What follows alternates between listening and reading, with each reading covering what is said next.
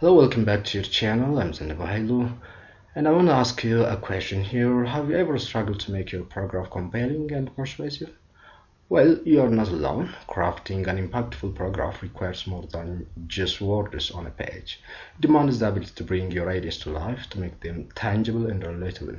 In this comprehensive guide, I will guide you on how to write a compelling exemplification paragraph. I will also provide the tips which will equip you with tools and techniques to master the art of exemplification paragraph. እንግዲህ በዚህ ቪዲዮ ወደ እናንተ ማድረሰው እንደነገርኳችሁ ስለ ኤግዛምፕሊፊኬሽን ወይም ደግሞ ምሳሌያዊ አንቀጽ አጻጻፍ ይሆናል ማለት ነው። ቪዲዮውን ከመጀመራችን በፊት ሁላችሁም ሰብስክራይብ በማድረግ ትብብራችሁን ታረጉልኛላችሁ ማለት ነው። ቪዲዮ እንደሚጠቅማችሁ ተስፋ አደርጋለሁ። So we start with definition. Exemplification paragraph are sometimes illustration ይባላል ምክንያቱም illustrate ስለሚያደርግ ነው የሆነ ነገር ስለሚገልጽ ነው. So the definition is that an example paragraph is one that uses specific example or examples to illustrate a point made in the writing. የሆነ ፖይንት ሊነሳ ይችላል በጽሁፋችን ውስጥ ያንን ጽሁፍ በምሳሌ አድርገን የበለጠ ለማብራራት የምንጠቀምበት የአንቀጽ አጻጻፍ ነው ማለት ነው. So an example can be a fact, a historical example, a statistic, an event or behavior. ማንኛውም አይነት ነገር ሊሆን ይችላል ከነኚህ ውስጥ እንደ ምሳሌ የምንጠቀመው ማለት ነው ፖይንታችንን ዴቨሎፕ ለማድረግ ወይም የበለጠ ለማብራራት.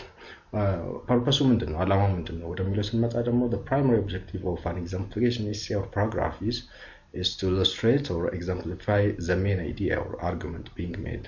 እንግዲህ በጽሁፋችን ውስጥ ወይም ደግሞ ፓራግራፍ ሊሆን ይችላል በኤሴ ውስጥ የምናነሳው ፖይንት አለ ያንን ፖይንት የበለጠ ለማብራራት የምንጠቀምበት ስለሆነ ዋና ዓላማ ይሄ ነው ማለት ነው. So that means the exemplification supports or develops a point by mentioning specific cases and providing a specific illustration about your point. ስላነሳነው ፖይንት ስፔሲፊክ የሆኑ ኬዞችን በማንሳት በምሳሌ እናብራራለን ማለት ነው ዋና ዓላማችን ይሄ ነው ስንጽፍ እዚህ ጋር ኤግዛምፕል አስቀምጥላችኋለሁ. Our example is about an internet. We are going to write a paragraph.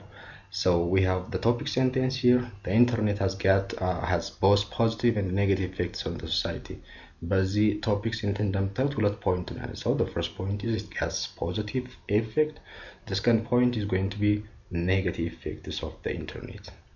So we are going to have one major support which is the positive one, and then we're going to use examples to develop that point or major support. ከዛ ቀጥለን አሁንም ሜጀር ሰፖርት ላይ ስንመጣ ኔጋቲቭ ኢምፓክቱን ወይ ኢፌክቱን ነው የምናየው ለዛም እንደገና ምን እናደርጋለን ሌላ ኤግዛምፕሎች እንጠቀማለን አንድ ኤግዛምፕል ሊሆን ይችላል ወይም ደግሞ ከዛ በላይ ሊሆን ይችላል ማለት ነው. Exemplification or illustration paragraph ስንጽፍ እንግዲህ we are going to use words or language that are used to give examples. ለምሳሌ እነኚህን መጠቀም ትችላላችሁ. For example, an example is, a case in point is, for instance, a good example is, examples include ያለ እነኚህ ፓራግራፋችን ምሳሌ ሊሆን አይመስልም ማለት ነው. ስለዚህ እነኚህን መጠቀም አለብን በአግባቡ በምሳሌ እናያለን. ሳምፕል ፓራግራፍ እዚህ ጋር ላሳያችሁ ነው. So this is a sample paragraph I'm going to read. The internet has both positive and negative effects on the society. The internet has made it possible to find information and to communicate with people all over the world. For instance, people of all ages can search for facts and opinion on any subject on different websites. Another example is that email allows people all over the world to contact each other easily and at any time. However, the internet has caused an increase in electronic crime and fraud. A typical example is when emails are sent to ask internet users for their password. This information is then used to access personal information and often financial resources. A further case in point is junk mail, which tells internet users falsely that they have won money. When people respond to fraudulent emails, they lose money. This is our sample paragraph. እዚህ ጋር እንዳያችሁት እንግዲህ እንዴት ኮምፖዝ እንዳደረኩት ያያችሁ ይመስለኛል በስኬለተናችን መሰረት. Now I'm going to share with you tips about how I have developed the paragraph one by one. So first we have the topic sentence which says the internet has both positive and negative effects on society. ከዛ በኋላ መጀመሪያ ላይ የምንመጣማት ሜጀር ሰፖርት 1 ፖዚቲቭ ፖይንት ነው አነሳ The positive point is that the internet has made it possible to find information and to communicate with people all over the world. ይሄን ፖይንት አሁን በምሳሌ ዴቨሎፕ ማድረግ አለብኝ ስፔሲፊክ ኬዞችን እየጠቀስኩ ለዛ ሁለት ኤግዛምፕሎች ተጠቅሜያለሁ የመጀመሪያው for instance people of all ages can search for facts and opinion on any subject on different websites.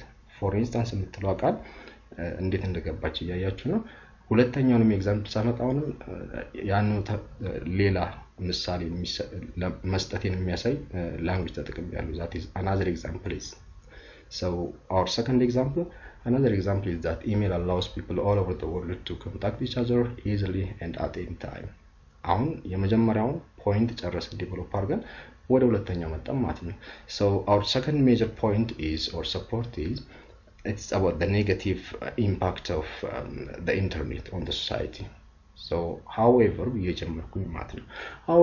the internet has caused an increase in electronic crime and fraud aim point አሁንም በሁለት ኤግዛምፕል ዴቨሎፕ አደረኩት the first example a typical example is when emails are sent to ask internet users for their password የዚህ ምክንያት ኢምፓክቱ ደግሞ ምንድነው የሚለው በሌላ ዲቴል ዴቨሎፕ አደረኩት this information is then used to access personal information and often financial resources ይሄ ማለት ምንድነው የበለጠ አብራራውት ማለት ነው ከዛ ሁለተኛ ኤግዛምፕል ቀጠለ a further case in point is junk mail which tells internet users falsely that they have won money አሁንም ይሄን ካወራው በኋላ ምሳሌ so what ለሚለው ጥያቄ another sentence develop አደረኩ when people respond to the fraudulent emails they lose money so this is how you can compose an exemplification paragraph አንድ ፖይንት ሊሆን ይችላል ባይዘው ዴቨሎፕ ታደርጉት እዚህ ጋር ግን እኔ ሁለት ፖይንት ዴቨሎፕ ስላደረኩ ነው ማለት ነው ቪዲዮአችን እዚህ ጋር ያበቃል ማለት ነው አብራችሁ ስለነበራችሁ አመሰግናለሁ ቻናሉን ብዙዎቻችሁ ሰብስክራይብ ሳታደርጉ ነው